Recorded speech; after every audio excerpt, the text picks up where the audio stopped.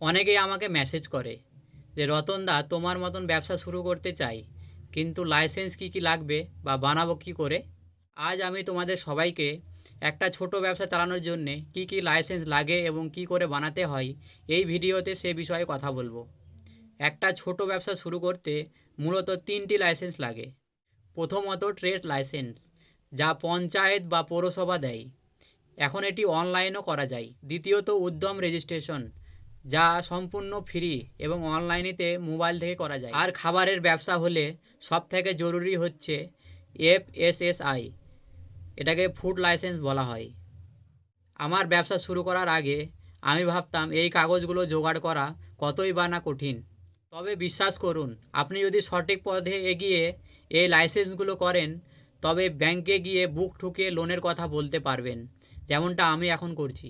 কাগজপত্র গুছিয়ে ব্যবসা করার মানে হলো সরকারকে আপনি বলছেন যে আমি সৎ পথে ব্যবসা করতে চাই। যারা আজ ছোট থেকে ব্যবসা শুরু করেছেন বা করবেন, তাদেরকে বলবো সব ভয় মন থেকে মুছে ফেলুন। তোমাদের কোনো বিষয়ে বা লাইসেন্স নিয়ে কোনো জিজ্ঞাসা থাকলে আমাকে কমেন্টে বা মেসেঞ্জারে মেসেজ করতে পারেন। আমি আমার অভিজ্ঞতা দিয়ে তোমাদের সাহায্য করার চেষ্টা করব। আমি একটা স্লোগান বানিয়েছি যে এবার ব্যবসা করবে পশ্চিমবঙ্গ। আমি কোনো বড় ব্যবসায়িক বা MBA করা স্টুডেন্ট না যে এত বড় বড় ডায়লগ মারছি।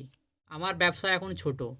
ব্যবসায় আমি কি ভুল করছি বা কিভাবে করছি সেগুলোর সম্পূর্ণ ভিডিওর মাধ্যমে আমি তোমাদেরকে দেখাই, যেন তোমাদের না ভুল হয়।